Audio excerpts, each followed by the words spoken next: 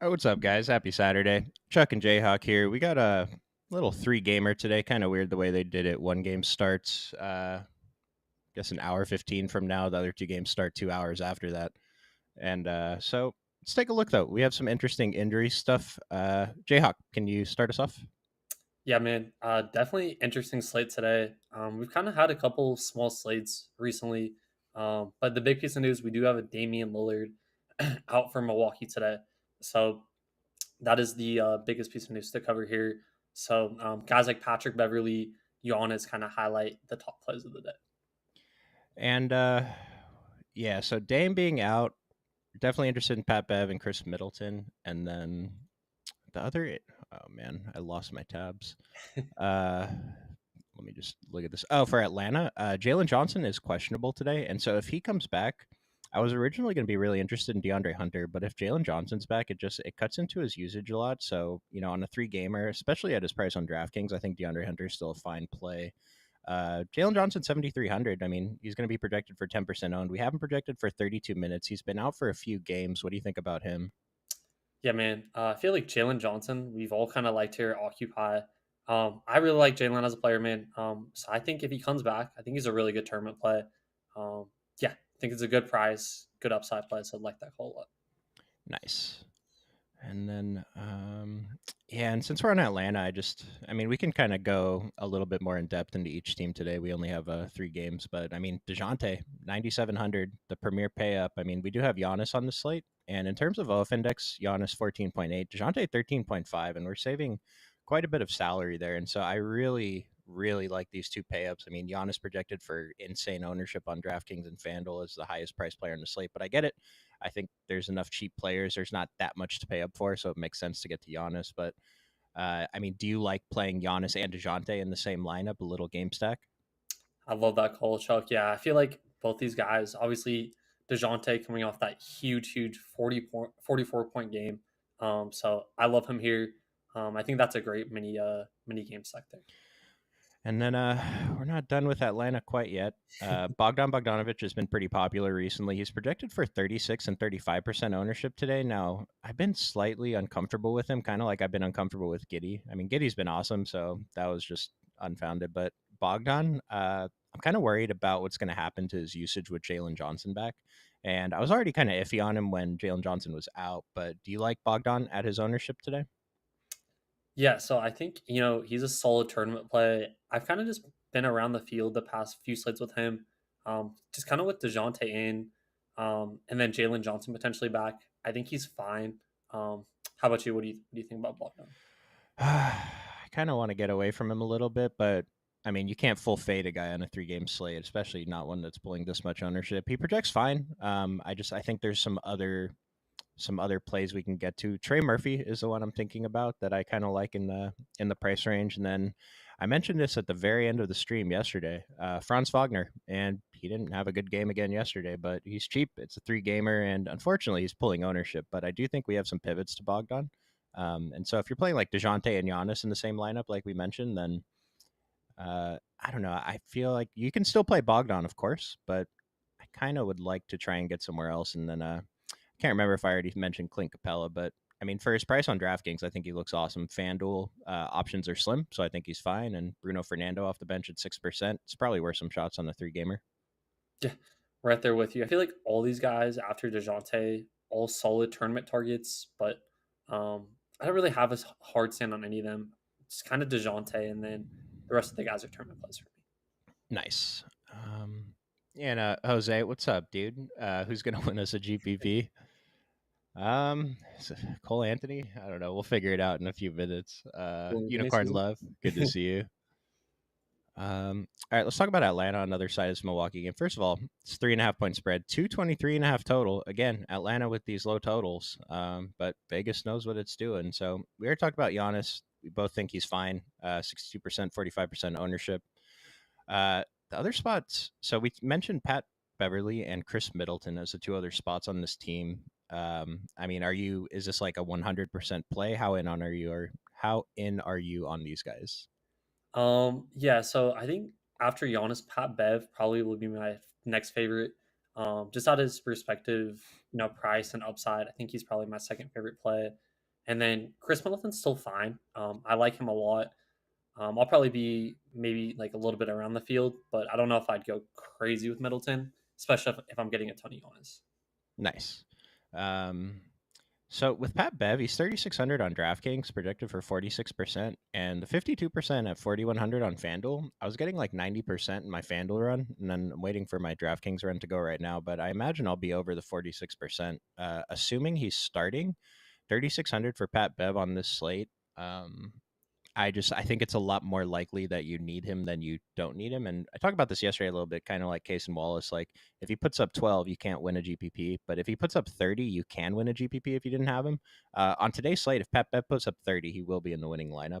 I mean, that's probably a high projection for him, but his value score is very good. Actually, behind Chris Middleton and Brooke Lopez. And so I was going to mention Brooke Lopez, Bobby Portis, guys like Jay Crowder, Pat Connaughton, and then Malik Beasley. I mean, I think these guys are all just mix-ins to me. They're just like GPP darts. Do you feel any differently about any of them?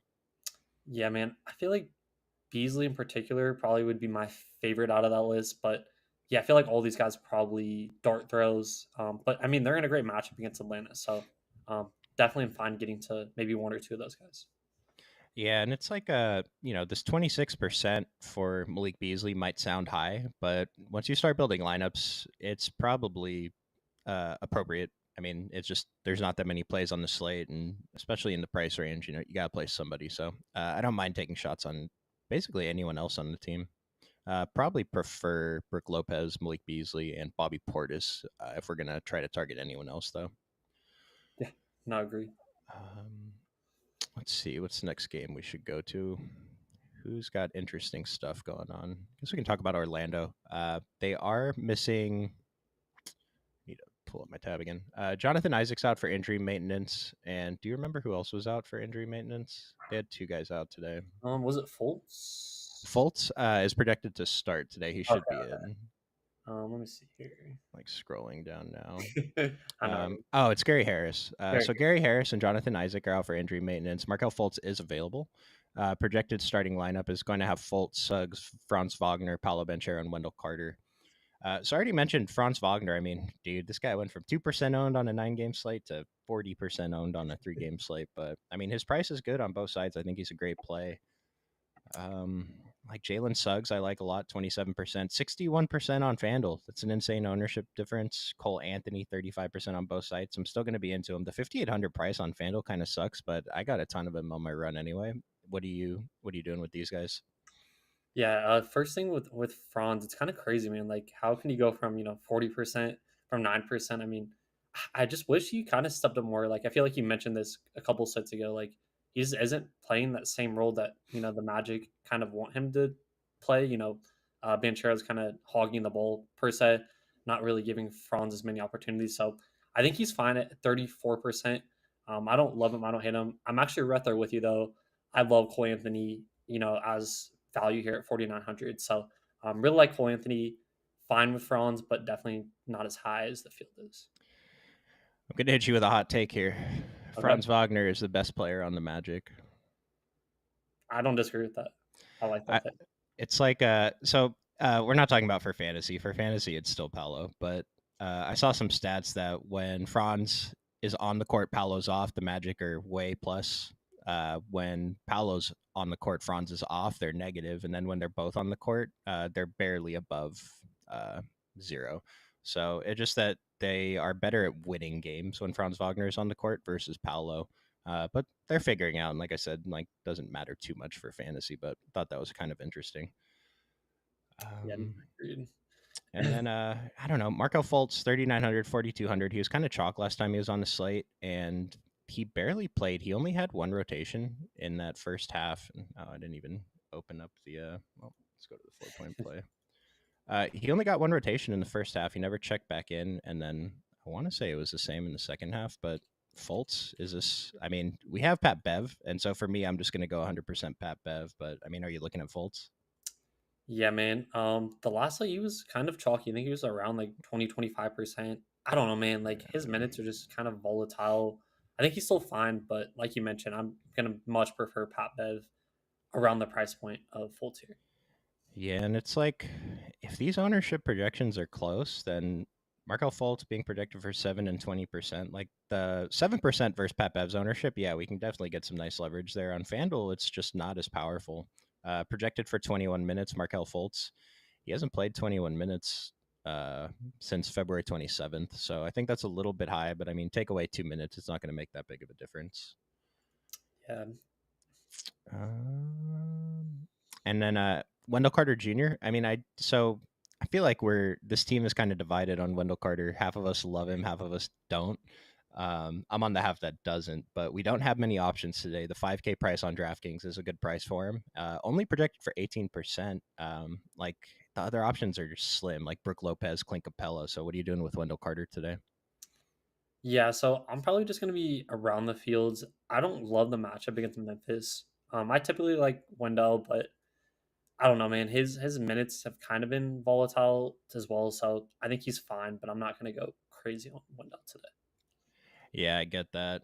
Um, let's go to the other side of Orlando, talk about Memphis, and then we'll still do a quick position by position breakdown, but just figure we have the time to go through every team.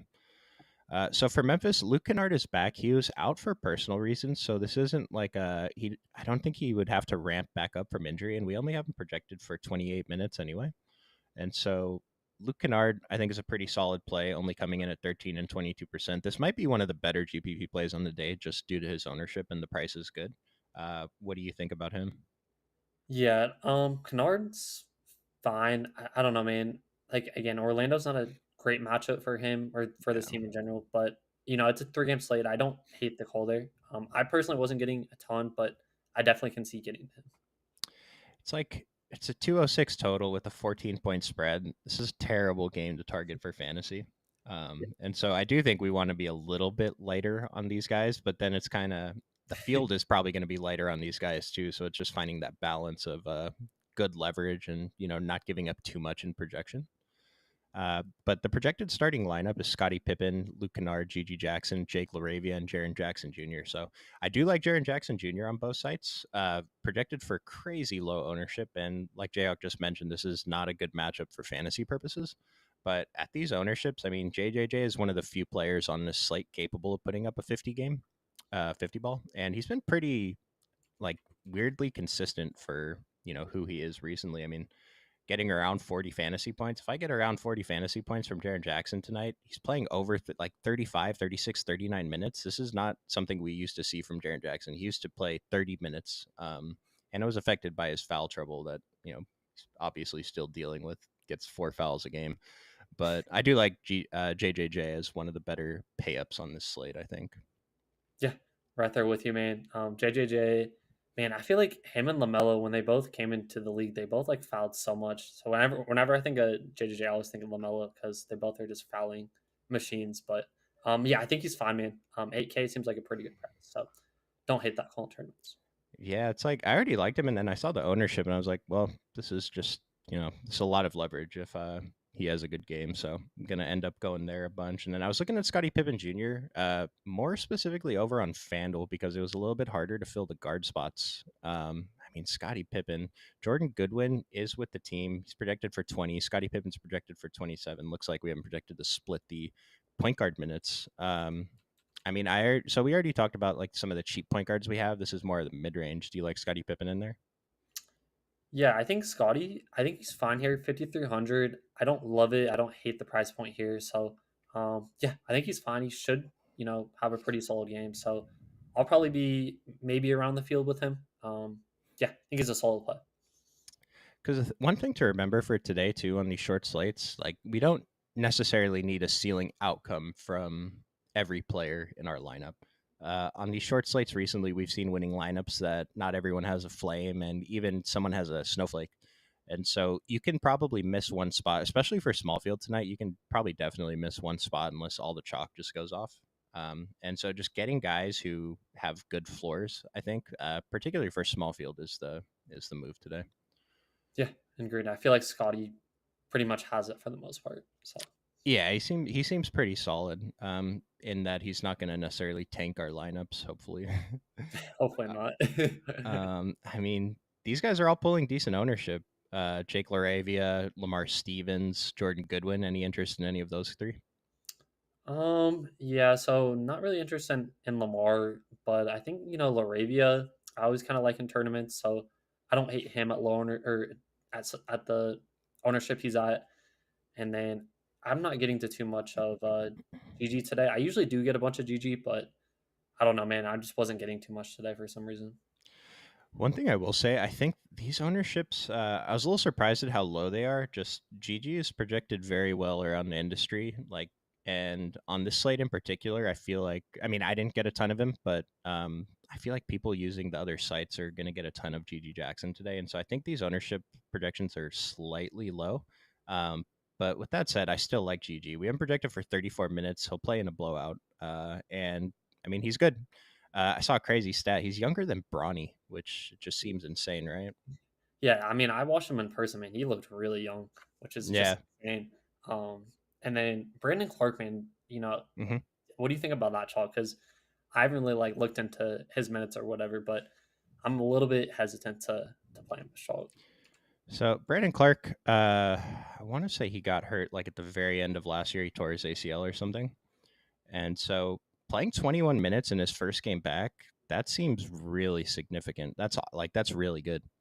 This was 3 days ago. Did Memphis have a game since then? I don't think Um, so. Let me just see if I can check that out real quick. Just want to see if he sat out the game. So they've had 2 full days off. Today's day 3. So Brandon Clark, I mean, if I knew with 100% certainty he was going to play 20 minutes tonight, I'd probably play him in every single lineup. I originally wasn't that interested, but I mean, it's more of a question of who's going to take minutes away from, right? Yeah, Like Jaren Jackson's starting at center. Maybe he takes a couple away from GG, but they can just play him at the small forward position. Like he probably eats into Lamar Stevens and Jake LaRavia more if I had to guess. But we have Brandon Clark projected for 21.7 at 3,300 on DraftKings. Even though he's center only, like we don't have that many center options anyway, it doesn't really matter. I think he's a pretty great value play. It's a bit risky since, like I said, he just he hasn't played basketball in almost a year.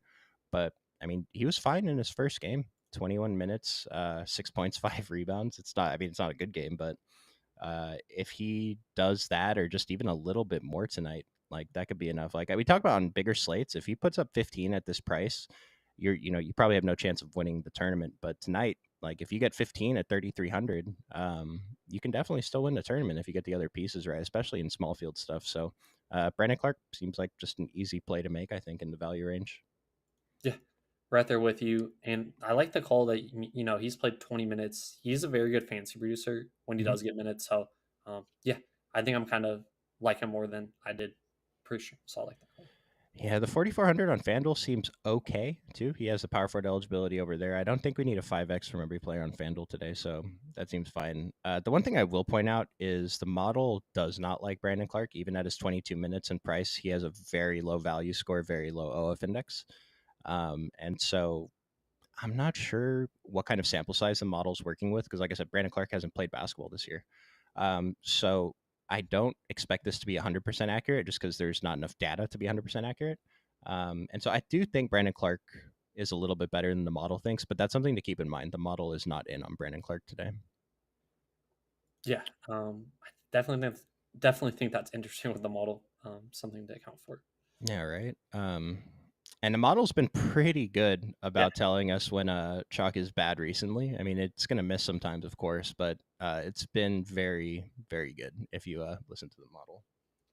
yeah, I agree. Yes. I'm trying to remember who it was the other night because I feel like there was someone I just can't remember off the top of my head. The But one I'm thinking of was like the first game Amon Thompson was starting. He was super low on the model when he was chalk and he did bad. But the thing is, Amon Thompson is good, and so like the model adjusted, and now the model thinks Amon Thompson's good, and so like I mentioned with Brandon Clark, it could just be a small sample size thing.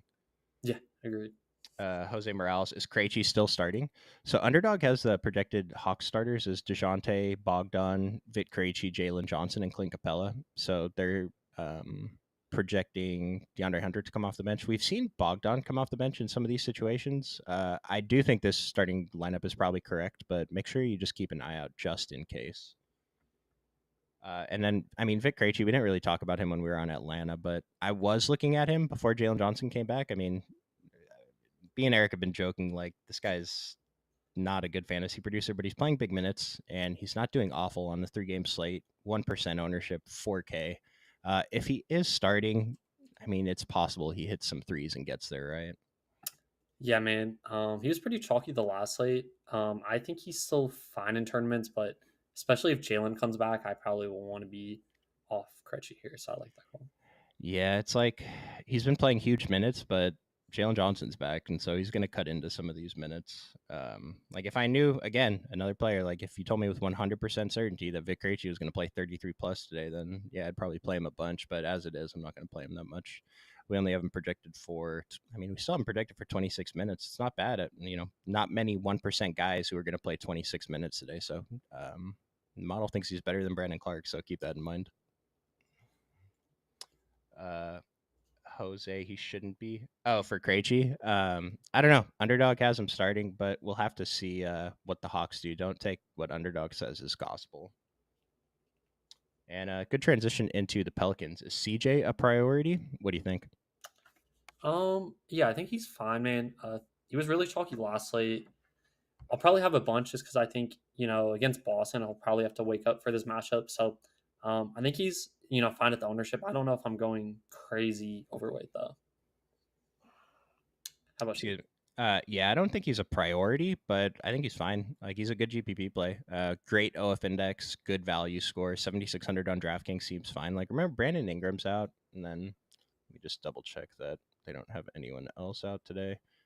They did get Dyson Daniels back, and so maybe takes away a couple minutes from CJ. We haven't projected for 37 minutes. It's kind of a high projection for him, but let's see what he's been playing the last few games. 39, 41, 37. So it's probably a fine minutes projection. I mean, 39, 41, 37 with Dyson Daniels back. Could CJ only play 37? Maybe. But Jose Alvarado's also out. And so, yeah, I mean, CJ looks great. Yeah, I think he's definitely a good price point play, probably decent chalk. So I think he's definitely, I don't want to say safe, but he's a solid play here.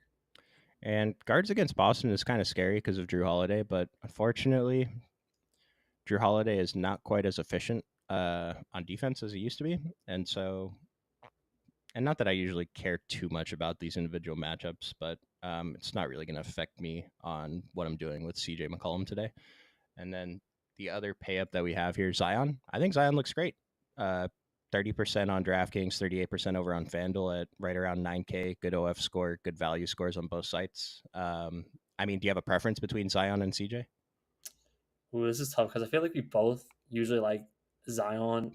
I Yeah. think for like point per dollar, I probably would lean CJ, but it's really close, man. I think both are really, really good tournament plays.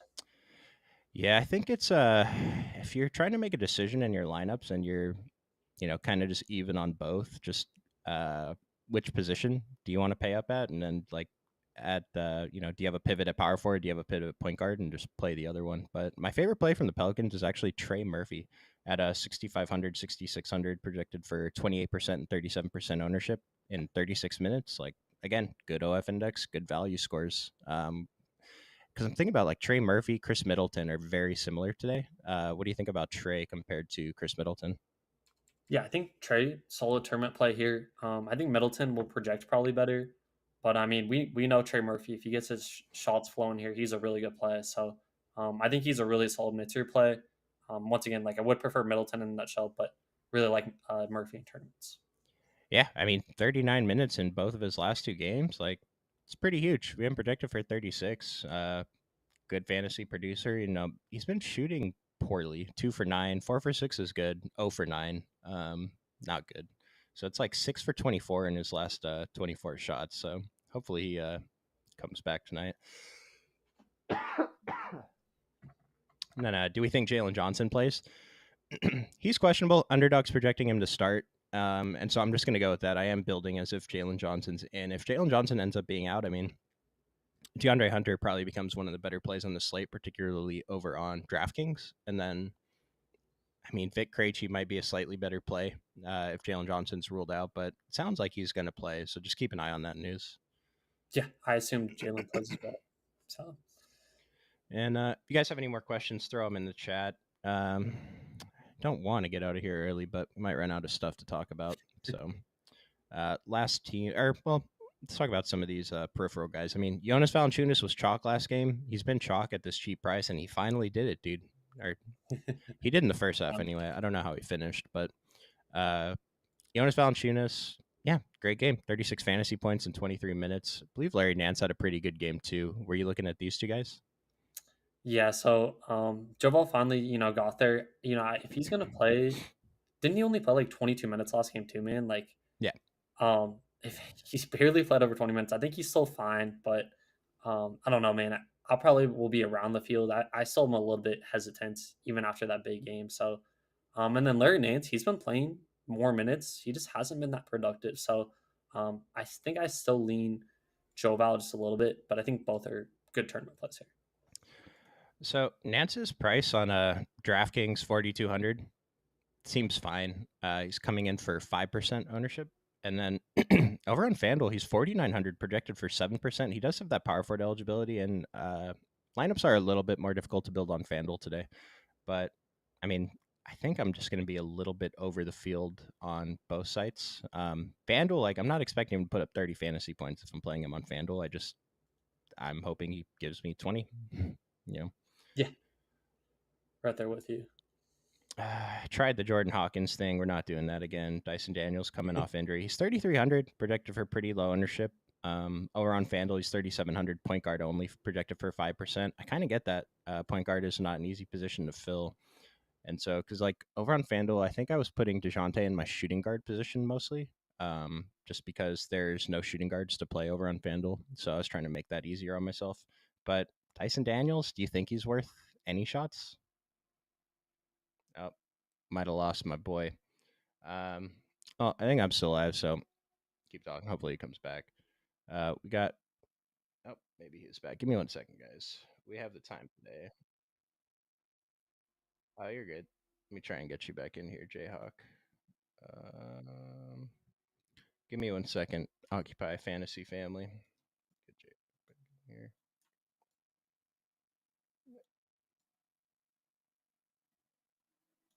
Um,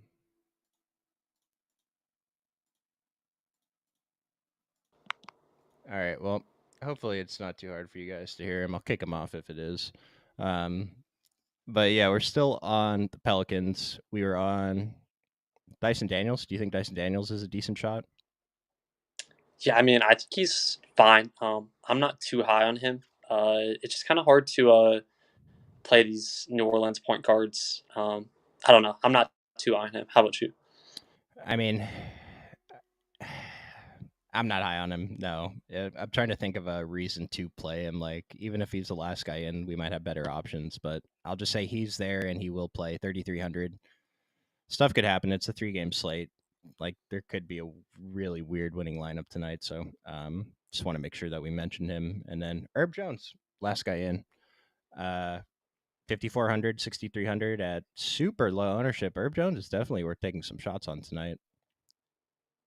Yeah, I think so too. I kind of lean Trey Murphy, but Herb Jones definitely fine tournament play here, in my opinion. Nice.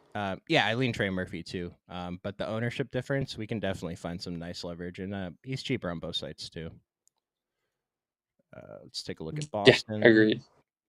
So another side of this Pelicans game, 223.5 total, 6 point game. Every game has a low total today, so it doesn't really matter. I mean, Jason Tatum, OF index 12.7. He's a little bit lower than DeJounte, but he's also pulling much less ownership than DeJounte, and I'm kind of surprised it's this low. I usually don't want to play Tatum, but I kind of want to play him today since no one else is. Yeah, I don't hate Jason Tatum. It just seems like with Giannis up top, I wasn't getting as much. But he's always a great tournament play, so I think he's definitely a solid contrarian spend up here. Nice.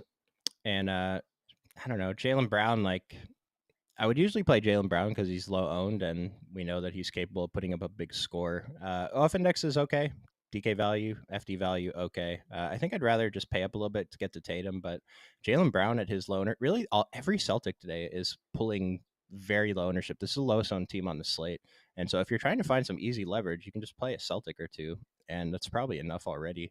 I think Jason Tatum is going to be the guy I'd like to get to the most. Jalen Brown, his price is fine. And then Porzingis, like I keep mentioning, center is kind of hard today, but I still don't know if I'm going to get to that much Porzingis. But he is a good GPP play at only 5% owned.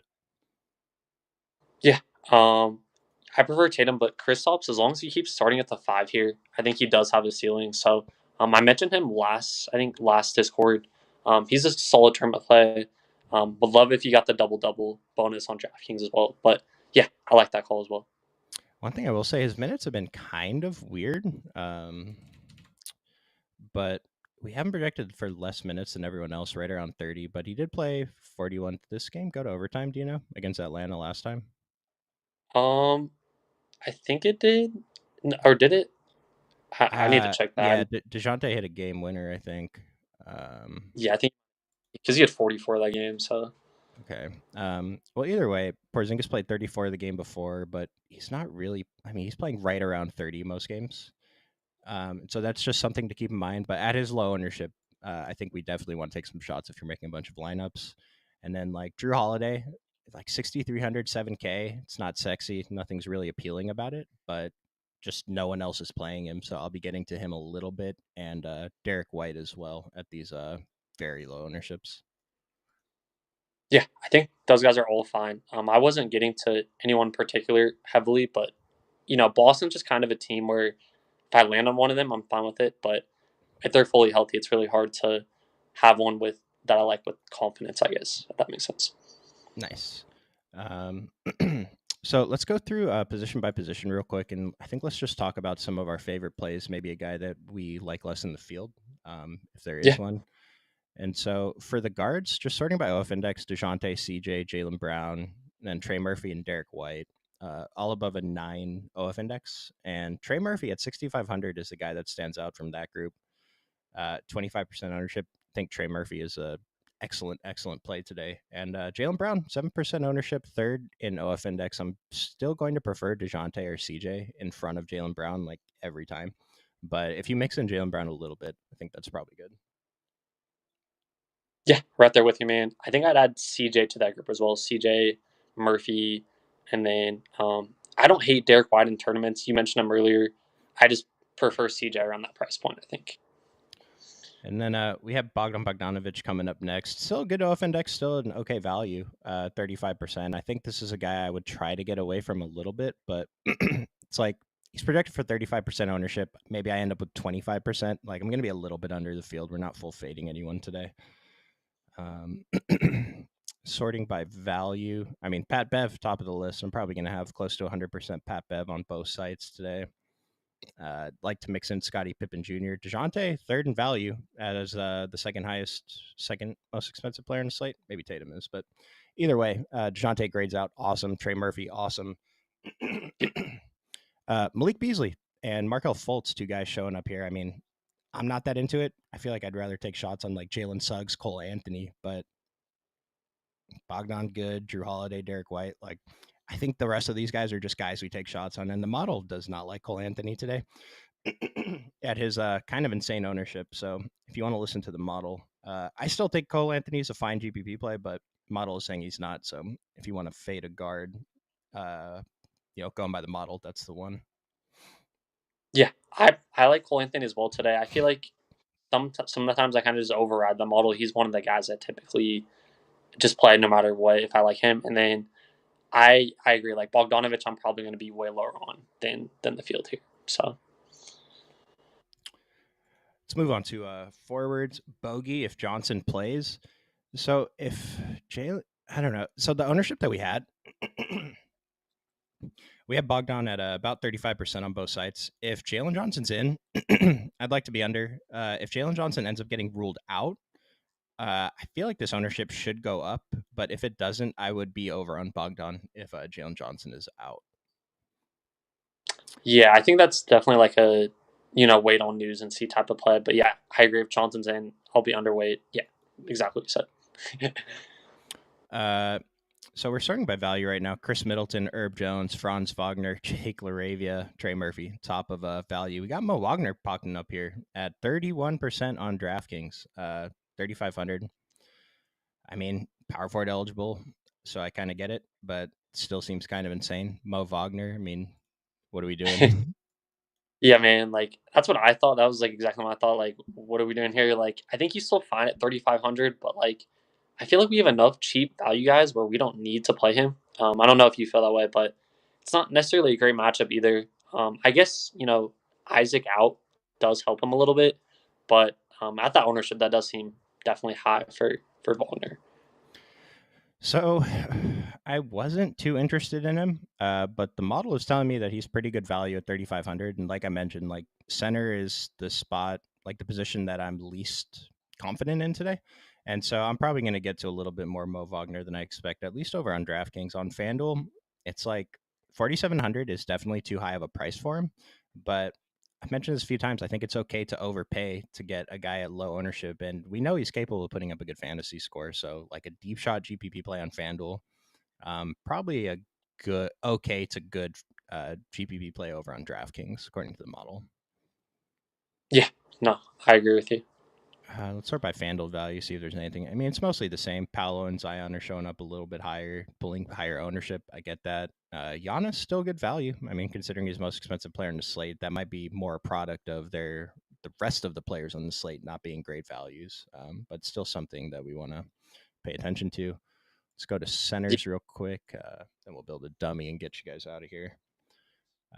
Center stuff, man. I mean, Giannis is yeah. center eligible, which is nice. Kristaps center eligible. Jaren Jackson, but after that, I mean, Clint Capella, Brooke Lopez, Jonas Valanciunas, Bobby Portis, Wendell Carter. Who are you looking at hardest from this group? Yeah, definitely fine with Giannis at the center. We mentioned Wagner. I think he's fine. I think he's center eligible as well. You mentioned Brooke Lopez. Like, I've been kind of waiting to fire him up, man. It's just like his minutes have been kind of up and down, definitely volatile. I think he's a solo tournament play though. So definitely fine with Brooke Lopez. And then yeah, I think after those three, those are kind of like my main center targets. How about you though? Um, yeah, I mean, I'm probably just gonna try and mix it up at center. Like I mentioned, I'm not confident. Like I like JJJ as a GPP play, but I can't go crazy on him. He's only projected for 5 and 16% ownership. I'll probably end up getting Giannis a fair amount in my center spots, and then I'll have to see like how much Mo Wagner I get. But it is one thing to note: Brandon Clark is at the bottom of value. Mo Wagner is not. Mo Wagner is actually close to the top, like 13.8 versus 10.1. It is a difference. um, I don't think it's like you play all the Mo Wagner and 0% Clark, though. I think you just play more Wagner than Clark, especially they're coming in at similar ownerships. Yeah, would you be fine playing both together? I know one. I mean, Wagner Yeah. has power forward ability. We could potentially try that for the dummy. Then we could go Giannis and Dejounte as well. I don't want to put Brandon Clark in the dummy. Model's telling us he's the worst play on the slate. Okay, okay, okay, Yeah. But we can throw Mo Wagner in there. So okay. let's try Mo Wagner. Let's put him at center since center sucks today. Yeah, Sounds like we're both. Do you want to try to fit in DeJounte and Giannis? yeah. I mean, if we could do that, that would be Let's try ideal. it. I mean, both great. All right, let's try it. I mean, sounds like we both really like Trey Murphy. We have 5,100 left. I think we can do it. Let's get Trey Murphy Yeah, and then Pat Beverly at 3,600. Yeah, we still have yeah. 5K for three positions. Like I said, shooting guard is the hardest position for me to fill today. Does DeJounte have shooting guard? So DeJounte has shooting guard eligibility over on FanDuel, not on DraftKings. I mean, we have to play a shooting guard. Bogdanovich, Cole Anthony at 4,900, Malik Beasley. That's it. Yeah, yeah, it's tough. I think we both like Cole Anthony, right? Should we plug him in there? Yeah, let's put Trey Murphy has shooting guard eligibility. That's good. Okay.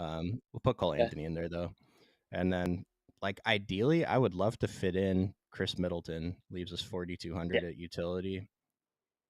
Larry Nance, kind of gross. Lamar Stevens is playing today. Markel Fultz is probably starting. We could. I Um, mean, we could go Nance. I don't love it though. Yeah, I agree. yeah, it could go Nance, and then or if we take away Chris Middleton, there's another player similar. But if we let's say we throw in Bogdanovich. Leaves us 4,400, and that opens up Fernando, Laravia, and Najee Marshall. So it gives us quite a few more options. I Um, like that. Yeah, yeah, that's a little bit better. I mean, this is a for small field stuff. Like, seems like a pretty good core. Like Cole Anthony is still GPP play, so maybe we can take him out. Is there someone else we can throw in?